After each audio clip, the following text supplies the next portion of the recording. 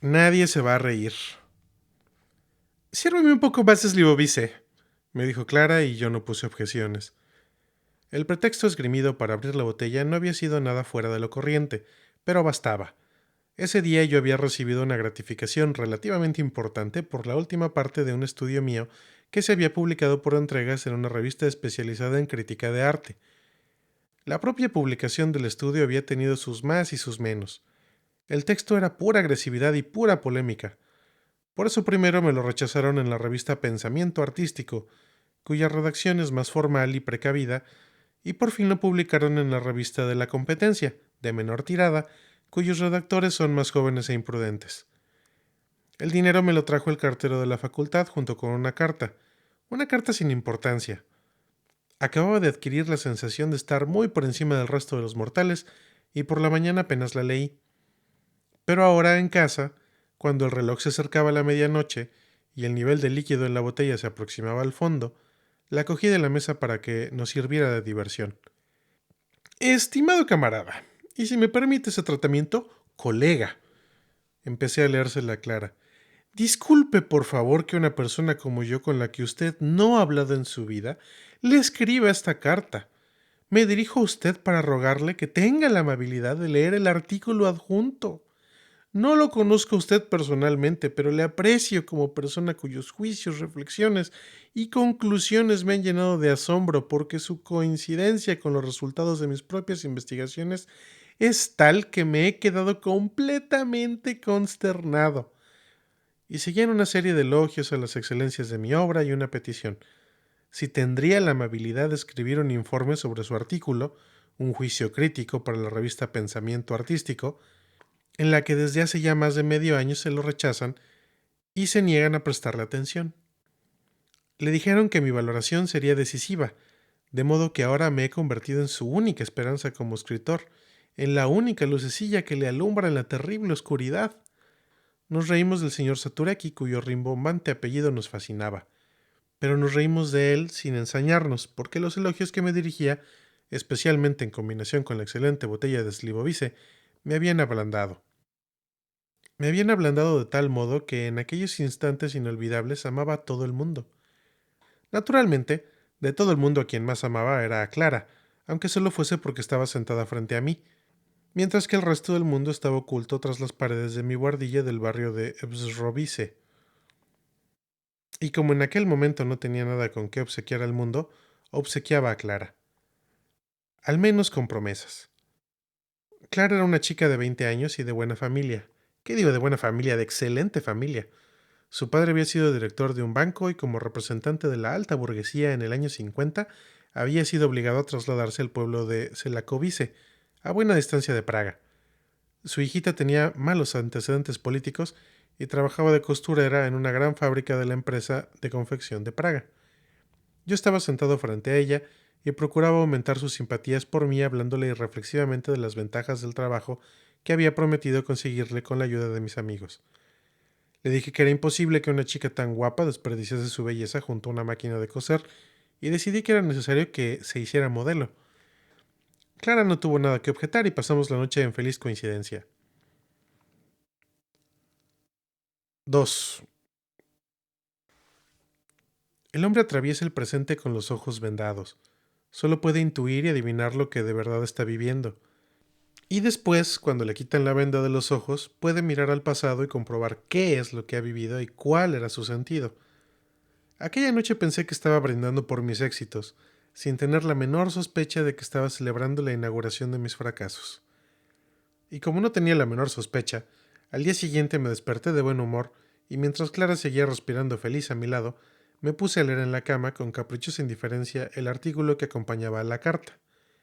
Se titulaba Mícolas Ales, el maestro del dibujo checo, y en verdad no valía la pena ni siquiera la media hora de lectura distraída que le dediqué. Era una colección de trivialidades amontonadas sin el menor sentido de la interrelación y sin la menor pretensión de añadirles alguna idea propia. Estaba clarísimo que se trataba de una tontería. Por lo demás, el doctor Kalusek, redactor de Pensamiento Artístico, un hombre excepcionalmente antipático, me lo confirmó ese mismo día por teléfono. Oye, ¿te llegó el rollo de Satureki? Deberías decírselo por escrito. Ya se lo rechazaron 5 redactores y sigue dando la lata. Ahora sí he inventado que la única autoridad en el tema eres tú. Dile en 2 líneas que es una idiotez. Tú sabes hacerlo. Las frases venenosas se te dan muy bien y así nos quedaremos todos en paz. Pero dentro de mí había algo que se revelaba. ¿Por qué tengo que ser precisamente yo el verdugo del señor Satureki? ¿Acaso me pagan a mí el sueldo de redactor por hacer ese trabajo? Además recordaba perfectamente que en Pensamiento Artístico habían rechazado mi estudio porque les dio miedo publicarlo.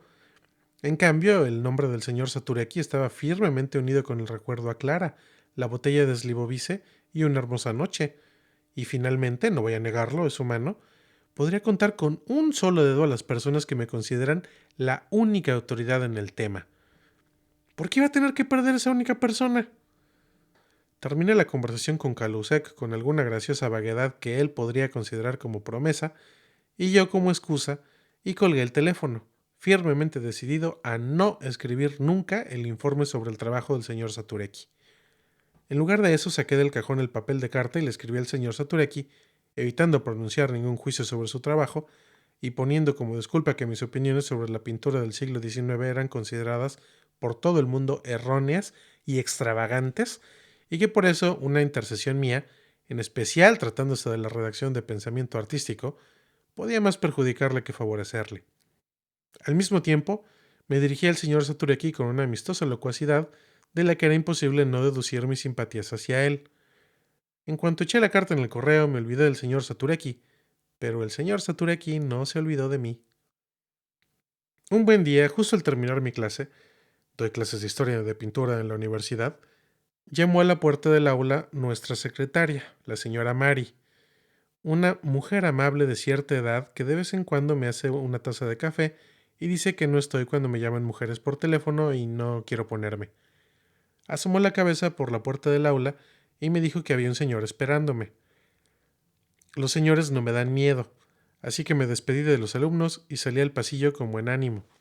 Allí me saludó con una inclinación de cabeza un hombrecillo pequeño que llevaba un traje bastante usado y una camisa blanca.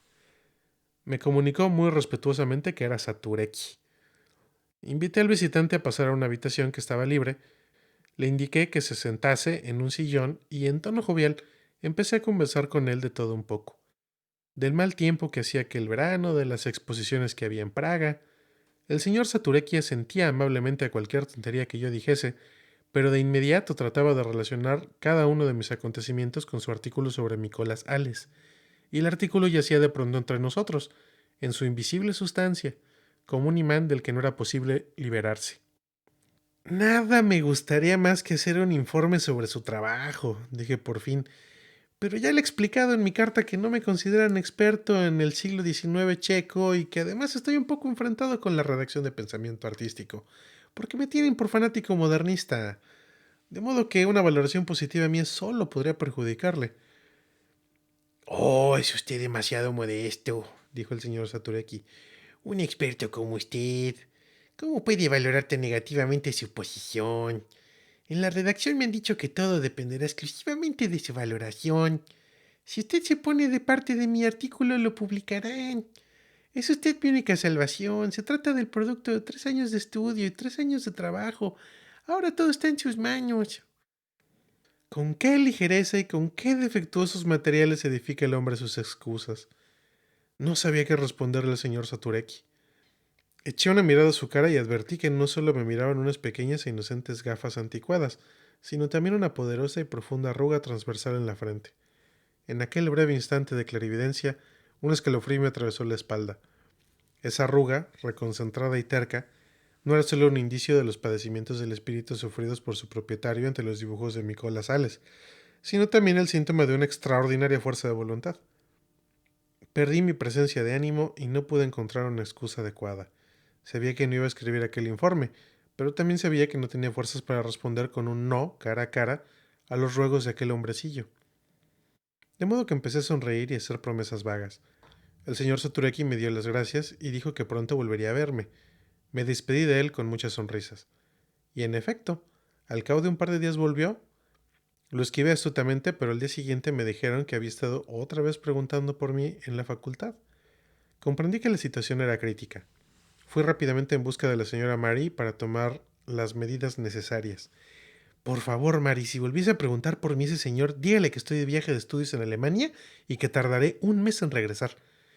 Y para su información, ya sabe que tengo todas mis clases los martes y los miércoles. Voy a cambiarlas en secreto los jueves y los viernes. Los únicos que lo sabrán serán los alumnos. No se lo diga a nadie y deje el horario de clases tal como está. Tengo que pasar a la clandestinidad. 4.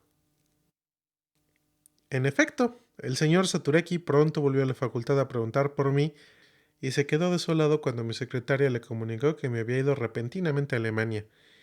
Eso no es posible. El señor profesor ayudante tenía que escribir un informe sobre mi trabajo. ¿Cómo ha podido marcharse de ese modo? No lo sé, dijo la señora Mary. De todos modos, dentro de un mes estará de regreso. Otro mes más, se lamentó el señor Satureki. ¿No sabe su dirección en Alemania? No la sé, dijo la señora Mary. Así que tuve un mes de tranquilidad. Pero el mes pasó más rápido de lo que yo había pensado y el señor Satureki ya estaba de nuevo en el despacho. No, aún no ha regresado, le dijo la señora Mary y en cuanto me vio un poco más tarde me rogó. Ese hombrecillo suyo ha vuelto otra vez por aquí. Dígame usted, por Dios, ¿qué tengo que decirle? Dígale, Mary, que me ha dado una hepatitis en Alemania y que estoy internado en el hospital de Jena. ¡En el hospital!, exclamó el señor Satureki cuando Mary se lo comunicó algunos días más tarde. Eso no es posible. El señor profesor ayudante tiene que escribir el informe sobre mi trabajo. Señor Satureki, le dijo la secretaria en tono de reproche, el señor ayudante está gravemente enfermo en el extranjero y usted no piensa más que en su informe. El señor Satureki se encogió de hombros y se marchó, pero al cabo de 14 días ya estaba de vuelta en el despacho. Le he enviado al señor profesor ayudante una carta certificada al hospital y me la han devuelto. Ese hombrecillo suyo me va a volver loca, me dijo al día siguiente la señora Mary. No se enfade conmigo. ¿Qué podía decirle? Le dije que ya había regresado. Tendrá que arreglárselo usted mismo. No me enfadé con la señora Mary. Había hecho todo lo que podía. Y además yo no me sentía ni mucho menos derrotado.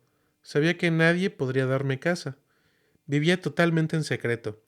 En secreto daba mis clases los jueves y los viernes, y en secreto me agazapaba todos los martes y los miércoles en el portal de una casa que estaba enfrente de la facultad, y me divertía viendo al señor Satureki haciendo guardilla delante de la facultad y esperando a que yo saliese. Tenía ganas de ponerme un sombrero hongo y una barba falsa. Me sentía como Sherlock Holmes, como Jack el enmascarado, como el hombre invisible que recorre la ciudad. Me sentía como un niño. Pero, un buen día, el señor Satureki se aburrió de hacer guardia y atacó frontalmente a la señora Mary. ¿Cuándo da sus clases el camarada ayudante? Ahí tiene el horario, dijo el señor Amari señalando la pared en la que había un gran tablón de anuncios cuadriculado donde con ejemplar prolijidad estaban dibujadas las horas de clase de todos los profesores. Eso ya lo sé, respondió con decisión el señor Satureki. El problema es que el camarada ayudante no da nunca clase ni martes ni el miércoles. ¿Está dando de baja por enfermedad? No, respondió dubitativa la señora Mary. Y entonces el hombrecillo se encaró con la señora Mary. Le reprochó el desorden que tenía en el horario de los profesores. Le preguntó irónicamente cómo era posible que no supiese dónde estaban en cada momento los profesores. Le comunicó que iba a presentar una queja contra ella. Le gritó. Afirmó que iba a presentar una queja contra el camarada ayudante por no dar las clases que tenía que dar. Le preguntó si el rector estaba presente. El rector, por desgracia, estaba presente. El señor Satureki llamó a su puerta y entró. Al cabo de unos 10 minutos regresó al despacho de la señora Mary y le pidió sin más rodeos mis señas. Vive en la ciudad de Litomyšl, calle Skalnikova número 20, dijo la señora Mary. ¿Cómo en Litomyšl? El señor ayudante tiene en Praga su domicilio provisional y no desea que le comunique a nadie su dirección. Haga el favor de darme las señas del domicilio del camarada ayudante en Praga, gritó el hombrecillo con voz temblorosa. La señora Mary perdió por completo la serenidad. Le dio la dirección de mi guardilla, de mi pobre refugio, de la dulce cueva en la que debía de ser casado. 5. Sí, mi residencia permanente está en Litomyšl. Tengo allá a mi mamá, mis amigos y los recuerdos de papá. Cuando puedo me voy de Praga y estudio y escribo en casa, en el pequeño piso de mamá. Así fue como mantuve formalmente mi residencia permanente en casa de mamá, y en Praga no fui capaz de conseguir ni siquiera un apartamento adecuado, como Dios manda. Y por eso vivía subalquilando en Sborvice, en un altillo, en una guardillita, completamente independiente, cuya existencia procuraba en la medida de lo posible ocultar para que no se produjeran innecesarios encuentros de indeseadas huéspedes con mis compañeras provisionales de piso o mis visitantes femeninas. No puedo negar que este era uno de los motivos por los cuales no gozaba en la casa del mejor renombre. Durante algunas de mis estancias en Litomycil, les había prestado la habitación a amigos que la utilizaban para divertirse, y se divertían tanto que no permitían que nadie pegase ojo en el edificio durante toda la noche. Aquello indignaba a alguno de los habitantes del edificio, de modo que estaban empeñados en una guerra secreta contra mí, que se manifestaba de vez en cuando en los informes que emitía sobre mí el comité de vecinos y hasta en una queja presentada ante la Administración de Viviendas. En la época en la que me estoy refiriendo, a Clara le empezó a parecer complicado desplazarse desde Selacovice para ir al trabajo, de modo que empezó a pasar la noche en mi casa. Al principio lo hacía con timidez y excepcionalmente. Luego colgó un vestido en el armario, después varios vestidos, y al cabo de poco tiempo mis dos trajes se apretujaban en un rincón y mi pequeña habitación se había convertido en un saloncito femenino. Clara me gustaba, era hermosa. Yo disfrutaba que la gente nos mirase cuando íbamos juntos. Tenía por lo menos 13 años menos que yo, lo cual acrecentaba mi prestigio entre los alumnos. Tenía, en una palabra, multitud de motivos para dedicarle todo tipo de atenciones, pero no quería que se supiera que vivía conmigo. Tenía miedo de que se extendiesen por la casa las habladurías y los cotilleos. Tenía miedo de que alguien empezara a meterse con mi viejo y amable casero, que era discreto y no se ocupaba de mí. Tenía miedo que, un buen día, a disgusto y contra su voluntad, viniera a pedirme que para mantener su buen nombre echase la señorita. Por eso Clara tenía instrucciones estrictas de no abrirle la puerta a nadie. Aquel día estaba solo en la casa. Era un día soleado y la temperatura en la guardilla era casi sofocante. Por eso estaba tumbado en la cama, desnuda, ocupada en mirar al techo. Y en ese momento oyó que golpeaban a la puerta. No era nada inquietante. En mi guardilla no había timbre, y cuando venía alguien tenía que golpear. De modo que Clara no dejó que el ruido la interrumpiese y siguió mirando el techo sin la menor intención de dejar de hacerlo. Pero los golpes no se detenían. Por el contrario, continuaban con serena e incomprensible persistencia. Clara se puso nerviosa. Empezó a imaginarse que ante la puerta había un hombre que lenta y significativamente daba vuelta a la solapa de su chaqueta, un hombre que al final le echaría violentamente en cara que no le hubiese abierto, un hombre que le preguntaría qué estaba ocultando, qué escondía, y si tenía registrado allí su domicilio. La invadió el sentimiento de culpa. Despegó los ojos del techo y se puso a buscar rápidamente el sitio donde había dejado la ropa, pero los golpes eran tan insistentes que en medio de la confusión no encontró más que mi impermeable. Se lo puso y abrió la puerta. Pero en lugar del rostro hosco del inspector, se encontró solo con un pequeño hombrecillo que hacía una reverencia. ¿Está en casa el señor ayudante? No, no está en casa. ¡Qué pena! Dijo el hombrecillo y pidió amablemente disculpas por interrumpir. Es que el señor ayudante debe escribir un informe sobre un trabajo mío. Me lo prometió y es muy urgente. Con su permiso quisiera dejarle al menos un recado.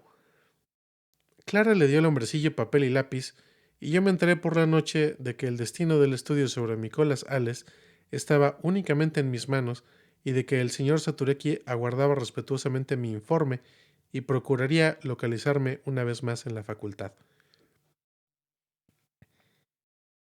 6. Al día siguiente la señora Mari me contó cómo le había amenazado el señor Satureki, cómo había gritado y cómo había ido a quejarse de ella. La voz le temblaba y estaba a punto de llorar. Me dio rabia. Comprendí perfectamente que la secretaria, que hasta ahora se había reído de mi juego al escondite, aunque apostaría el cuello que lo hacía más por amabilidad hacia mí que porque se divirtiera sinceramente, se sentía ahora maltratada y veía naturalmente en mí al causante de sus problemas. Y si a esto le añadía la violación del secreto de mi guardilla, los 10 minutos de golpes a la puerta y el susto que había pasado Clara, la rabia se convirtió en un ataque de furia. Y cuando estaba dando vueltas de un lado a otro por el despacho de la señora Mary, cuando me estaba mordiendo los labios, cuando estaba en plena ebullición y pensando en la venganza, se abrió la puerta y apareció el señor Satureki. Al verme brilló en su cara un resplandor de felicidad. Hizo una referencia y saludó. Había llegado un poco antes de tiempo, un poco antes de que yo hubiera tenido oportunidad de meditar mi venganza. Me preguntó si ayer había recibido su mensaje. No le contesté. Repitió la pregunta. Lo recibí, dije. ¿Y hará el favor de escribirme el informe? Lo veía delante de mí, enfermizo, terco, lastimero. Veía la arruga transversal que dibujaba en su frente la línea de su única pasión. Observé aquella sencilla línea y comprendí que era una recta determinada por 2 puntos, mi informe y su artículo, que al margen del vicio de esta recta maniática no había en su vida más que ascetismo. Y en ese momento se me ocurrió una maldad salvadora. Espero que comprenda que después de lo ocurrido ayer no tengo nada que hablar con usted, dije. No comprendo. No finja, ella me dijo todo, es inútil que lo niegue. No le comprendo, repitió, pero esta vez con más decisión, el pequeño hombrecillo. Puse un tono de voz jovial, casi amistoso. Mire usted, señor Satureki, yo no se lo reprocho. A fin de cuentas yo también soy mujeriego y lo comprendo. Yo en su lugar también habría intentado ligar con una chica tan guapa. Si hubiera estado a solas con ella en el piso y si llevara puesto un impermeable de hombre sin nada de abajo. Esto es una ofensa, palideció el hombrecillo. No, señor Satureki, es la verdad. ¿Se lo dijo esa dama? No tiene secretos para mí. Camarada ayudante, eso es una ofensa. Soy un hombre casado, tengo mujer, tengo hijos. El hombrecillo dio un paso hacia adelante, de modo que me vi obligado a retroceder. Peor aún, señor Satureki. ¿Qué quiere decir con eso de peor aún? Me refiero que para un mujeriego estar casado es un agravante. Eso tendrá que retirarlo, dijo el señor Satureki amenazante. Como usted quiera, acepté. Estar casado no siempre es una circunstancia agravante para un mujeriego, pero eso no tiene importancia. Ya le he dicho que no me enfado con usted y que le comprendo. Lo único que no puedo entender es cómo puede pretender que una persona a la que le quiere quitar la mujer le haga su informe. Camarada ayudante, quien le pide ese informe es el doctor Kalusek, redactor de Pensamiento Artístico, una revista de Academia de Ciencias, y usted tiene que escribir ese informe. ¿El informe o la mujer? No puede pedir las dos cosas. ¿Cómo puede comportarse de ese modo, camarada? Me gritó el señor Satureki indignado y desesperado. Qué curioso. De pronto tuve la sensación de que el señor Satureki había pretendido realmente seducir a Clara. Me indigné y le grité. Pero ¿cómo puede usted atreverse a llamarme la atención? Usted que debería pedirme humildemente disculpas aquí mismo, delante de la señora secretaria.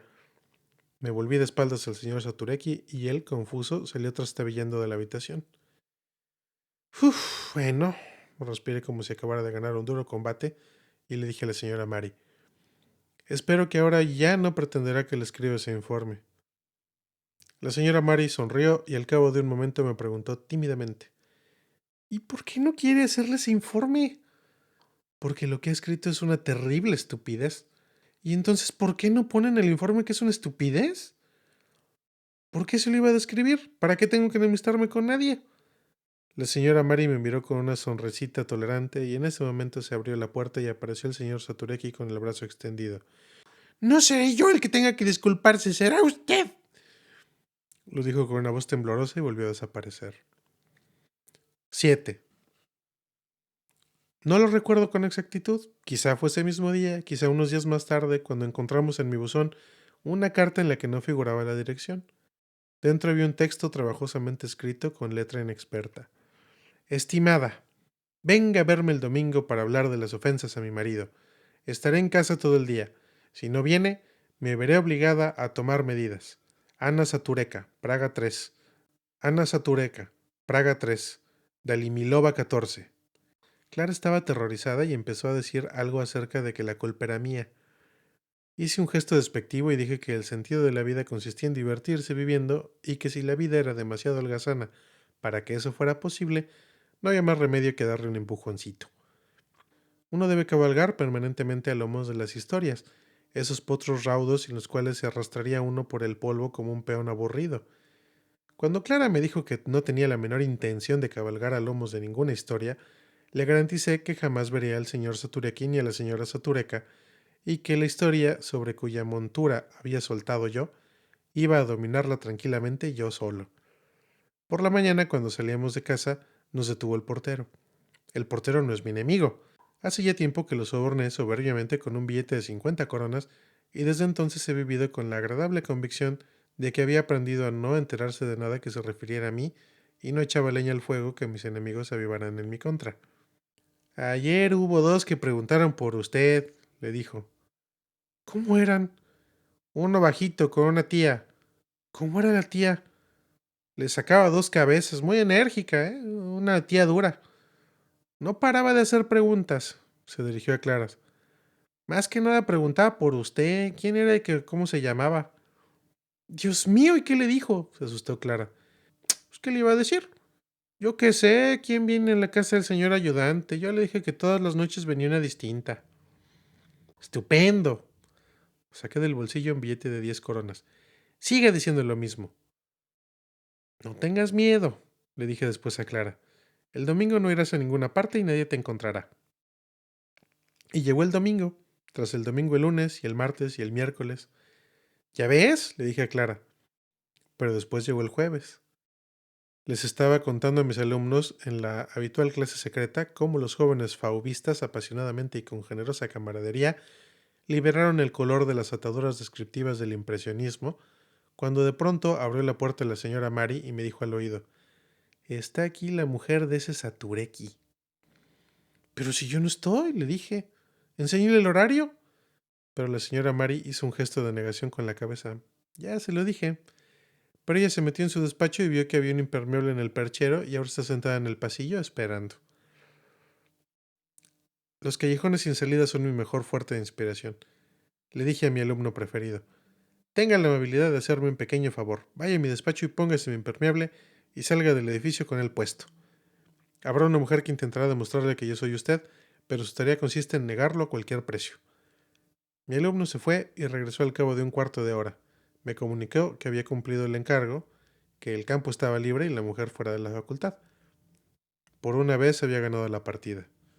Pero luego llegó el viernes, y Clara volvió del trabajo casi temblando.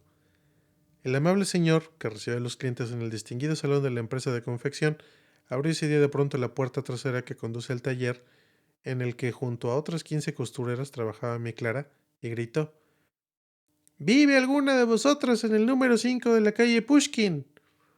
Clara sabía perfectamente que se trataba de ella porque Pushkin 5 es mi dirección. Pero haciendo gala de prudencia no respondió porque sabía que vivía en mi casa ilegalmente y que nadie tenía por qué inmiscuirse en eso. «Ya se lo decía yo», dijo el amable señor, al que ninguna de las costureras respondía, y se marchó. Al poco tiempo, Clara se enteró de que una mujer de voz severa que llamó por teléfono le había obligado a consultar las direcciones de las empleadas y había estado un cuarto de hora convenciéndolo de que en la empresa tenía que haber una mujer que viviese en Pushkin 5. La sombra de la señora Satureka yacía sobre nuestra idílica habitación. «¿Pero cómo puedo averiguar dónde trabajas? Si en este edificio nadie sabe nada de ti», exclamé. Sí, estaba realmente convencido de que nadie sabía de nosotros. Vivía como un excéntrico que cree pasar desapercibido tras una elevada muralla sin percatarse de un único detalle, de que la muralla es de cristal transparente. Sobornaba al portero para que no dijese que Clara vivía en casa. Obligaba a Clara a tomar complicadas medidas para permanecer en secreto y pasar inadvertida, mientras todo el mundo sabía que estaba allí. Bastó una imprudente conversación de Clara con la inquilina del segundo y ya se sabía hasta el sitio en donde trabajaba. Sin que nosotros tuviésemos la menor sospecha, hacía tiempo que habíamos sido descubiertos. Lo único que seguía siendo un secreto para nuestros perseguidores era el nombre de Clara. Este secreto era el único y el último escondite que nos permitía seguir huyendo de la señora Satureka, que había iniciado su lucha con una tenacidad y un método que me horrorizaban. Comprendí que la cosa iba en serio, que el caballo de mi historia ya estaba cabalgando a toda marcha. 8.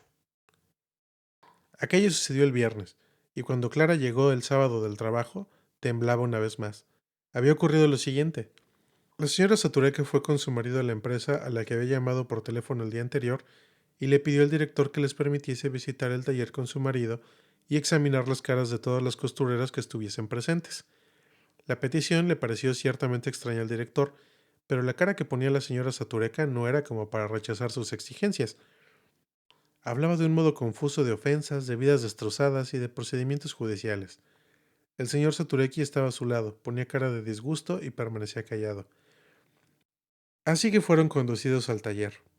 Las costureras levantaron con indiferencia la cabeza y Clara reconoció al hombrecillo. Se puso pálida y con llamativo disimulo continuó cosiendo.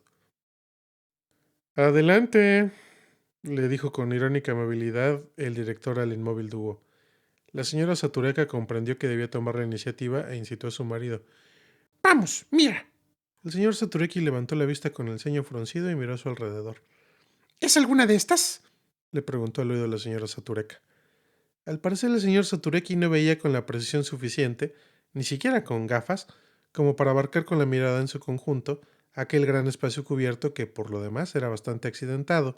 Estaba lleno de trastos apilados y de trajes colgados, de barras horizontales, y en el que las inquietas costureras no estaban ordenadamente sentadas de cara a la puerta, sino cada cual a su aire.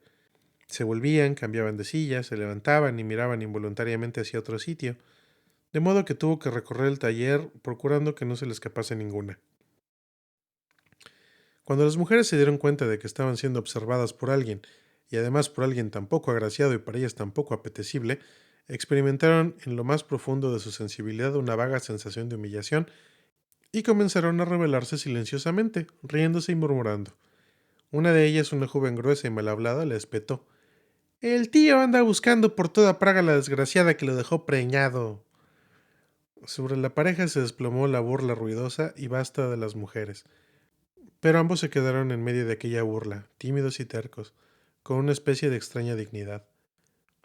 ¿Madre? Volvió a exclamar la chica mal hablada dirigiéndose a la señora Satureka. Tiene que cuidar mejor al chiquillo. Yo a un niño tan bonito como este no lo dejaré salir de la casa. Sigue mirando, le susurró la mujer a su marido. Y él, temeroso, con el ceño fruncido, siguió avanzando, paso a paso, como si recorriese el sendero de la vergüenza y el castigo, pero siguió con firmeza y sin dejar de lado ni una sola cara. El director sonreía durante todo el tiempo con una sonrisa neutra. Conocía bien a las mujeres con las que trabajaba y sabía que no había nada que hacer con ellas. Por eso fingió no era el barullo que hacían y le preguntó al señor Satureki. ¿Y qué aspecto debería tener esa mujer? El señor Satureki se volvió hacia el director y lentamente y en tono serio dijo: Era hermosa, muy hermosa. Mientras tanto, Clara se encogía en un rincón del taller, diferenciándose por su intranquilidad, su cabeza agachada y su forril actividad de todas las demás mujeres que se divertían con la escena. Qué mal simulaba su insignificancia, tratando de pasar desapercibida. Y el señor Satureki ya estaba a un paso de ella y en unos segundos iba a mirarle a la cara. No es gran cosa recordar únicamente que era hermosa, dijo el amable director al señor Satureki. Hay muchas mujeres hermosas. ¿Era alta o baja? ¡Alta! ¿Era rubia o morena? El señor Satureki se detuvo a reflexionar y dijo: Era rubia. Esta parte de la historia podría servir de parábola sobre la fuerza de la belleza. El señor Satureki, cuando vio por primera vez a Clara en mi casa, se quedó tan deslumbrado que en realidad no la vio. La belleza formó ante ella una especie de cortina impenetrable, una cortina de luz tras la cual estaba escondida como si fuera un velo. Es que Clara no es ni alta ni rubia. Fue la grandeza interior de la belleza, nada más, la que le dio ante los ojos del señor Satureki la apariencia de altura física, y la luz que la belleza irradia le dio a su pelo apariencia dorada. Y así fue como, cuando el hombre llegó por fin al rincón del taller en donde Clara se inclinaba nerviosa y sobre una falda a medio coser, vestida con su bata marrón de trabajo, no la reconoció. No la reconoció porque jamás la había visto. 9. Cuando Clara terminó de relatar este incidente en forma entrecortada y con escasas dotes para exponerlo de un modo comprensible, dije: Ya lo ves, tenemos suerte. Pero ella, llorosa, se encaró conmigo. ¿De qué suerte me hablas si no me cogieron hoy y me cogerán mañana? Me gustaría saber cómo. Vendrán a buscarme aquí a tu casa. No dejaré entrar a nadie. ¿Y si viene a buscarme la policía? ¿Y si te presionan a ti y hacen que les digas quién soy? Habló de un proceso judicial. Me van a acusar de ofensas a su marido. Haz el favor, si es de risa, no ha sido más que una broma y un chiste. Esta no es época de chistes, hoy todo se toma en serio. Dirán que pretendía dañar su imagen y que lo hice a propósito. ¿Tú crees que cuando lo vean van a pensar que de verdad puede haberse metido con una mujer? Tienes razón, Clara, dije. Seguramente te encerrarán. No digas tonterías, dijo Clara. Tú sabes que la situación es grave. Basta con que me hagan presentarme ante una comisión disciplinaria para que el asunto figure en mis antecedentes y no salga nunca más del taller. Además, me gustaría saber qué pasa con ese trabajo de modelo que me prometes. Y no puedo dormir en tu casa porque me daría miedo pensar que van a venir a buscarme. Hoy me vuelvo hacia la cobice. Esa fue una de las conversaciones. Y ese mismo día por la tarde, después de la reunión del departamento, tuve otra. El jefe del departamento, un canoso profesor de historia del arte, un hombre sabio, me invitó a pasar a su despacho. Espero que sepa que el estudio suyo que acaba de publicar no le va a beneficiar mucho, me dijo. Sí, lo sé. Muchos profesores piensan que sus críticas se refieren a ellos y el rector cree que es un ataque a sus opiniones. ¿Qué le vamos a hacer? Pero ya han pasado los 3 años de su ayudantía y habrá un concurso para ocupar el puesto. Por supuesto, lo habitual es que la comisión se lo dé a los que ya han dado clases en la facultad. ¿Está usted seguro de que esa costumbre se vaya a confirmar en su caso? Pero no era eso de lo que quería hablarle. Siempre ha jugado a favor de usted de la verdad honestamente sus clases, el ser popular entre sus alumnos y el haberles enseñado algo. Pero ahora ya no puede ni siquiera apoyarse en eso. El rector me ha comunicado que hace ya un trimestre que no da clases, y sin ningún tipo de excusa. Solo con eso ya sería suficiente para un despido inmediato. Le expliqué al profesor que no había dejado de dar ni una sola clase, que no se trataba más que de una broma, y le conté toda la historia del señor Satureki y Clara. Bien, yo le creo, dijo el profesor, pero ¿de qué sirve que yo le crea? Toda la facultad habla hoy de que no da sus clases y no hace nada. Ya ha discutido el caso el comité de la empresa y ayer lo llevaron a la junta de gobierno. ¿Pero por qué no hablaron antes conmigo? ¿De qué iban a hablar con usted? Lo tienen todo claro. Ahora lo único que están haciendo es examinar su anterior actuación en la facultad y buscar relaciones entre su pasado y su presente. ¿Qué pueden encontrar de malo en mi pasado? Usted mismo sabe cuánto me gusta mi trabajo. Nunca he descuidado mis obligaciones. Tengo la conciencia limpia. La vida humana es muy ambigua, dijo el profesor. El pasado de cualquiera de nosotros puede ser perfectamente adaptado a lo mismo como biografía de un hombre de Estado, amado por todos, que como biografía de un criminal. Fíjese bien en su propio caso. Nadie pone en duda que le guste su trabajo, pero no se le veía con demasiada frecuencia en las reuniones, y cuando alguna vez aparecía solía quedarse callado. Nadie sabía muy bien cuáles eran sus opiniones. Yo mismo recuerdo que en varias oportunidades, cuando se trataba de cosas serias, de pronto hacía usted una broma que producía incertidumbre. Naturalmente, esa incertidumbre quedaba de inmediato olvidada, pero hoy, rescatada del pasado, adquiere de pronto un sentido preciso. Recuerde también cuántas veces ha ocultado usted su presencia cuando venían distintas mujeres a buscarlo en la facultad, o su último trabajo del que cualquiera puede afirmar, si se le da la gana, que defiende posiciones sospechosas. Claro que todas esas cuestiones son aisladas, pero basta con la luz que sobre ellas arroja su delito actual para que de pronto se unan, formando un conjunto que pone de manifiesto cuál es su carácter y su actitud. ¿Pero de qué delito se trata? Exclamé. Explicaré delante de todos cómo han ocurrido las cosas. Si las personas son personas, tendrán que reírse. Pero verá usted que o las personas no son personas, o usted no sabía cómo eran las personas. No se van a reír. Si usted les explica todo tal y como ha ocurrido, se pondrá de manifiesto que no solo no cumplió con sus obligaciones tal como les establecía el horario, es decir, que no hizo lo que tenía que hacer, sino que además ha dado clases ilegalmente, es decir, que hizo lo que no tenía que hacer. Se pondrá de manifiesto que ha ofendido a un hombre que le había pedido ayuda. Se pondrá de manifiesto que su vida privada es desordenada, que en su casa vive cierta joven sin estar dada de alta, lo cual tendrá una influencia muy perniciosa en la presidencia del comité de la empresa. Todo este asunto será de dominio público y quién sabe de qué nuevos cotilleos aparecerán. Lo que es seguro es que le vendrán muy bien a todos aquellos que se sienten molestos por las ideas que usted defiende, pero que sienten vergüenza de enfrentarse con usted por ese motivo. Yo sabía que el profesor no pretendía ni asustarme ni engañarme, pero lo consideraba un excéntrico y no quería aceptar su escepticismo. Yo mismo me había montado en aquel caballo y ahora no podía permitir que me arrancase las riendas de las manos y me llevase donde él quisiera. Estaba dispuesto a luchar contra él. Y el caballo no rehuía del combate. Cuando llegué a casa me esperaba en el buzón una citación a la reunión del comité de vecinos. El comité celebraba sus sesiones en una antigua tienda fuera de uso, alrededor de una mesa alargada. Un hombre canoso, con gafitas y la barba hundida, me indicó que tomara asiento. Le di las gracias, me senté y aquel mismo hombre tomó la palabra. Me comunicó que el comité seguía mis pasos desde hacía tiempo, que sabía muy bien que llevaba una vida privada desordenada y que eso no producía una buena impresión, que los inquilinos de mi edificio ya se habían quejado más de una vez de que no podían dormir por el ruido de que hacía en mi casa durante toda la noche, que aquello era suficiente para que el comité de vecinos se formara una idea apropiada de mí, y que ahora, por si fuera poco, había acudido a ellos la camarada Satureka, la esposa de un trabajador científico, que debía haber escrito hace ya medio año un informe sobre la obra científica de su marido y no lo había hecho, a pesar de que sabía que de mi informe dependía el futuro de la mencionada obra. ¿De qué obra científica me hablan?, interrumpía el hombre de la barbilla pequeña. Es un pegote de ideas copiadas de libros de texto. Muy interesante, camarada.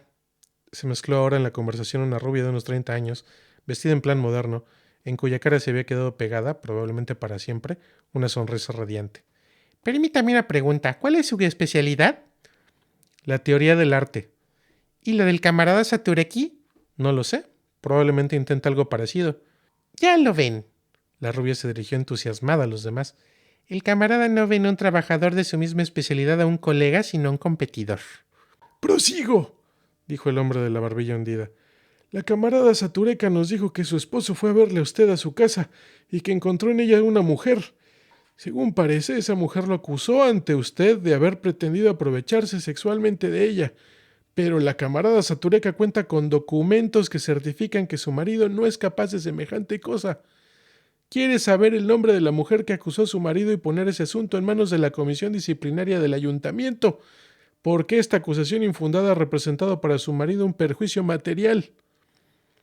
Hice un nuevo intento de quitarle a todo este ridículo lío su injustificado dramatismo.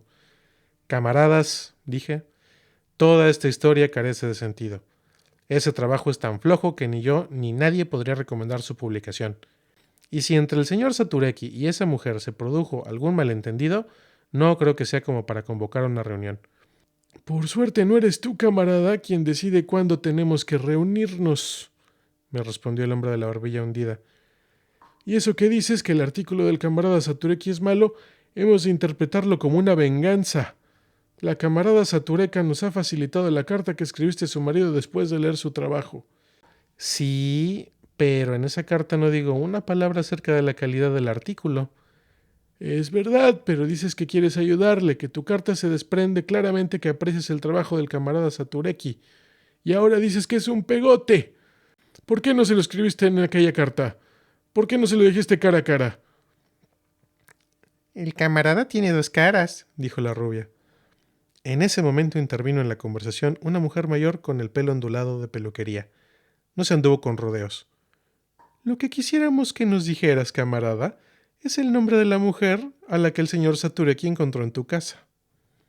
Comprendí que probablemente no sería capaz de hacer que todo aquel lío perdiera su absoluta gravedad y que no me quedaba más que una posibilidad: hacerles perder la pista, alejarles de Clara, atraerlos hacia otro sitio, tal como la perdiz atrae al perro de casa alejándolo y ofreciendo su cuerpo a cambio de los cuerpos de sus pichones.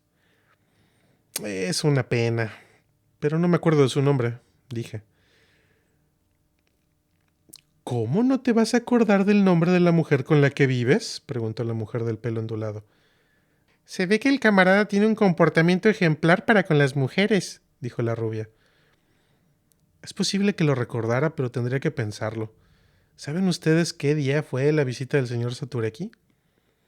Fue exactamente, el hombre de la barbilla hundida miró sus papeles, el miércoles 14 por la tarde.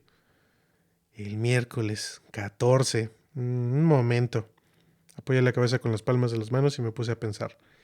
Ya me acuerdo, era Elena. Todos estaban pendientes de mis palabras. ¿Elena qué? ¿Qué? Desgraciadamente lo ignoro. No se lo quise preguntar. En realidad, para serles franco, ni siquiera estoy seguro de que se llamase Elena. Le puse ese nombre porque su marido era pelirrojo como Menelao.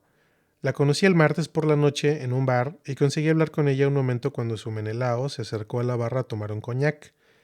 Al día siguiente vino a verme y estuvo en casa toda la tarde, pero tuve que dejarla sola 2 horas porque tenía una reunión en la facultad. Cuando volví, estaba disgustada porque había venido un hombrecillo a molestarla. Creyó que yo estaba conchavado con él. Se ofendió y ya no quiso saber nada de mí. Y ya lo ven, ni siquiera tuve tiempo de averiguar su verdadero nombre.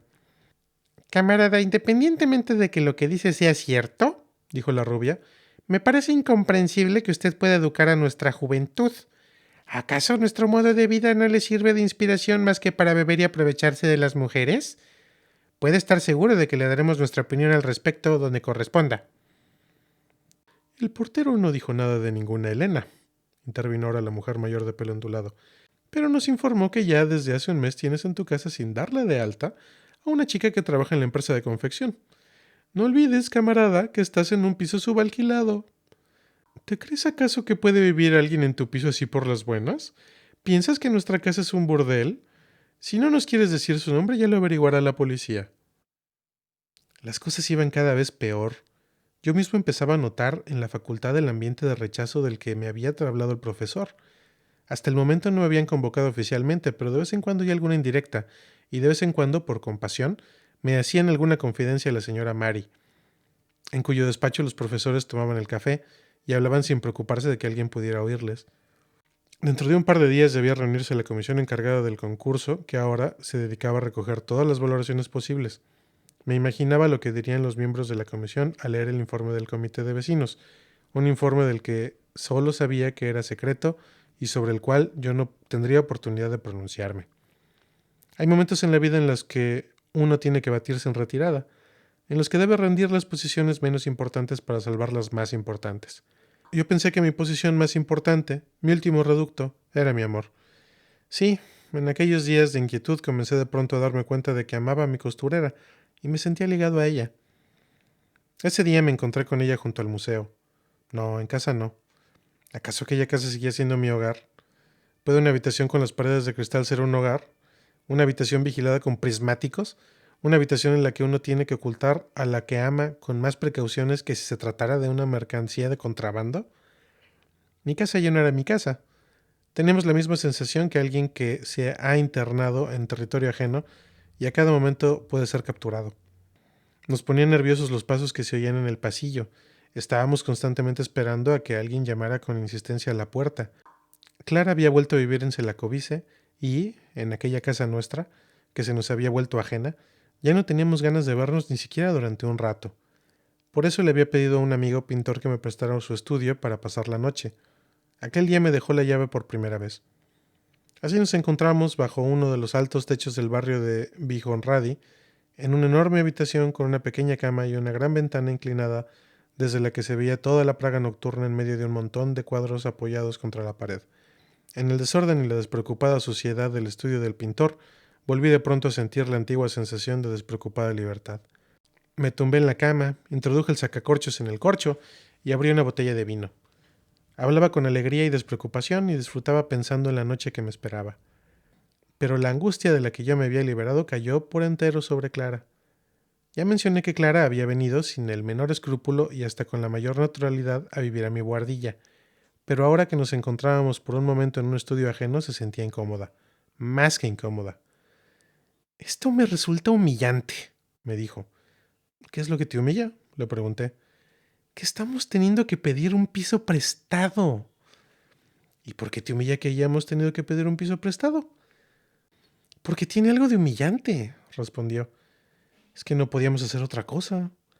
Ya, respondió, pero en un piso prestado me siento como si fuera una golfa. Por Dios, ¿por qué ibas a tener que sentirte como una golfa precisamente en un piso prestado? Las golfas suelen desarrollar sus actividades en sus casas y no en casas prestadas. Era inútil pretender atacar con razonamientos el firme muro de sentimientos irracionales con los que, al parecer, está modelada el alma de la mujer. Nuestra conversación tuvo desde el comienzo mal cariz. Le conté entonces a Clara lo que me había dicho el profesor, le conté lo que había sucedido en el comité de vecinos y traté de convencerla de que al final acabaríamos por triunfar. Clara permaneció un rato en silencio y luego dijo que la culpa de todo la tenía yo. ¿Al menos podrás sacarme del taller de costura? Le dije que quizá ahora tuviera que tener un poco de paciencia. Ya ves, dijo Clara, muchas promesas y al final no harás nada. Y yo sola nunca saldré de ahí, aunque otra persona quiera ayudarme, porque por culpa tuya tendré malos antecedentes. Le di a Clara mi palabra de que lo que había ocurrido con el señor Satureki no le afectaría a ella. De todos modos, no entiendo, dijo Clara. ¿Por qué no escribes ese informe? Si lo escribieras enseguida se acabarían los problemas. Ya es tarde, Clara, le dije. Si escribiese el informe dirían que lo hago por vengarme y se pondrían aún más furiosos. ¿Y por qué ibas a tener que hacer un informe negativo? ¡Hazlo positivo! Eso no puedo hacerlo, Clara. Es un artículo totalmente infumable. ¿Y qué? ¿Por qué de pronto te haces el sincero? ¿No era mentira cuando le escribiste al hombrecillo que en el pensamiento artístico no te hacía ningún caso? ¿Y no era mentira cuando le dijiste a ese hombrecillo que me había querido seducir? ¿Y no fue mentira cuando te inventaste que aquella Elena? Así que, si ya has mentido tanto, ¿qué más te da mentir una vez más y hacer un informe elogioso? Es la única forma de arreglarlo. Ya ves, Clara, dije. Tú crees que todas las mentiras son iguales y parece como si tuvieras razón, pero no la tienes. Yo puedo inventar cualquier cosa, reírme de la gente, idear historias y gamberradas, pero no tengo la sensación de ser un mentiroso ni me remuerde la conciencia. Cuando digo esas mentiras, si quieres llamarlas así, soy yo mismo, tal como soy. Al decir una de esas mentiras no estoy fingiendo, sino que en realidad digo la verdad. Pero hay cosas sobre las cuales no puedo mentir. Hay cosas que he consentido comprender, cuyo sentido he descifrado, cosas a las que quiero y tomo en serio, y entonces no se puede bromear. Si mintiese sobre ellas me avergonzaría de mí mismo, y eso no puedo hacerlo. No me lo pides porque no lo haré. No nos entendíamos. Pero yo amaba a Clara, y estaba dispuesto a hacer todo lo necesario para que no tuviera nada que reprocharme. Al día siguiente le escribí una carta a la señora Satureka. Le dije que la esperaba dentro de 2 días en mi despacho. Increíblemente metódica como siempre, la señora Satureka llamó a la puerta justo a la hora fijada. Abrí la puerta y la invité a entrar. Por fin la veía. Era una mujer alta, muy alta, con una cara grande y delgada de campesina, desde la que me miraban 2 ojos de color azul pálido. Póngase cómoda, le dije, y ella se quitó torpemente una especie de abrigo largo y oscuro, entallado en la cintura de una forma extraña, un abrigo que, quién sabe por qué, me recordaba a una antigua capa militar. No quería ser el primero en atacar. Quería que fuese el adversario el primero en enseñar las cartas. La señora Satureka se sentó y tras algunas frases la invité a hablar. Ya sabe usted por qué le buscaba, dijo con voz seria y sin ninguna agresividad. Mi marido siempre le ha apreciado a usted como especialista y como persona honesta. Todo dependía de su informe, pero usted no quiso hacerlo. Mi marido ha estado trabajando en ese artículo 3 años. Él ha tenido una vida mucho más difícil que la de usted. Era maestro, todos los días iba a dar clases a 30 kilómetros de Praga. Yo misma le obligué el año pasado a dejarlo para dedicarse únicamente a la ciencia. ¿El señor Satureki no tiene trabajo?, pregunté. No. ¿Y de qué viven? Por ahora tengo que hacerme cargo de todo yo sola. La ciencia es la gran pasión de mi marido. Si usted supiese todo lo que ha estudiado, si supiese la cantidad de folios que ha escrito, él siempre dice un científico de verdad tiene que escribir 300 páginas para que le den 30 buenas. Y entonces apareció esa mujer. Créame, yo lo conozco. Él no sería capaz de hacer eso de lo que le acusa esa mujer. No me lo creo. Que lo diga delante de él y de mí. Yo conozco bien a las mujeres. Puede que ella lo quiera a usted y usted no esté enamorado de ella. Puede que quiera darle celos, pero debe usted creerme, mi marido no se atrevería nunca. Estaba oyendo a la señora Satureka y de pronto me sucedió algo curioso. Señora Satureka, eso del informe es complicado. Le confesaré todo lo que ha ocurrido. A mí no me gusta decirle a la gente cara a cara cosas desagradables. Esa es mi debilidad.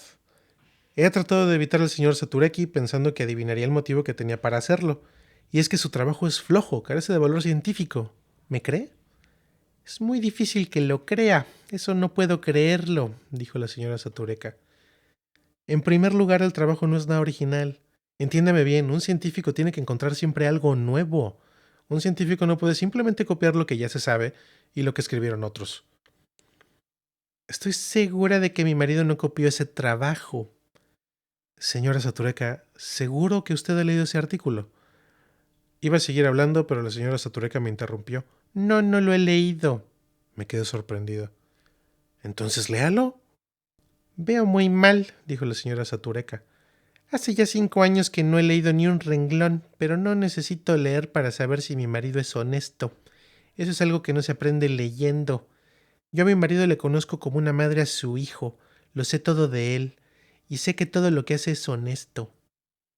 Tuve que pasar por lo peor. Le leí a la señora Satureka párrafos del artículo de su marido, junto a los párrafos correspondientes de diversos autores de los que el señor Satureki había sacado sus ideas y la forma de expresarlas.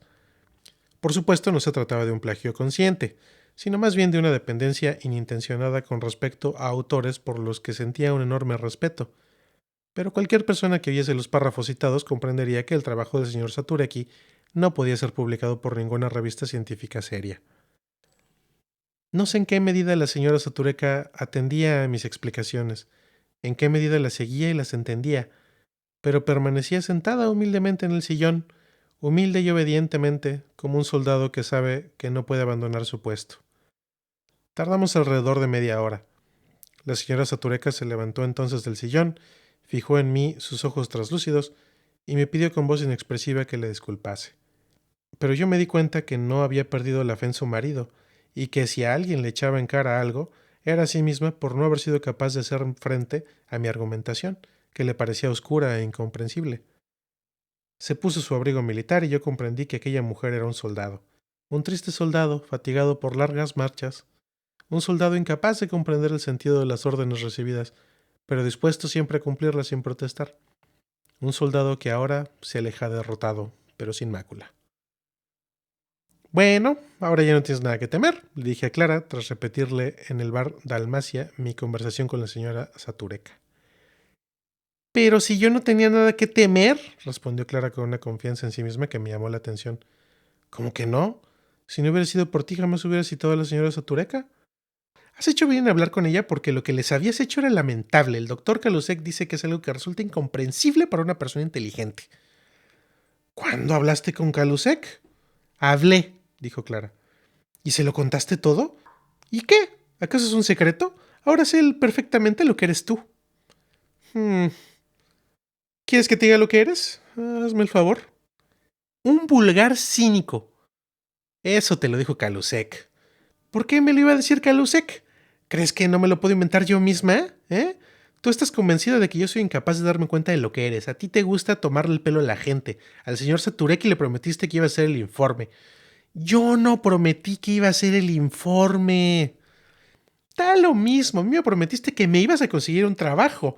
Yo te serví de excusa para el señor Satureki. Y el señor Satureki te sirvió de excusa para mí. Pero para que lo sepas, ese trabajo lo voy a conseguir. Con la ayuda de Calusek, dije tratando de ser mordaz. Con la tuya, desde luego que no. No tienes ni idea de lo hundido que estás. ¿Y tú? ¿Y tú sí la tienes?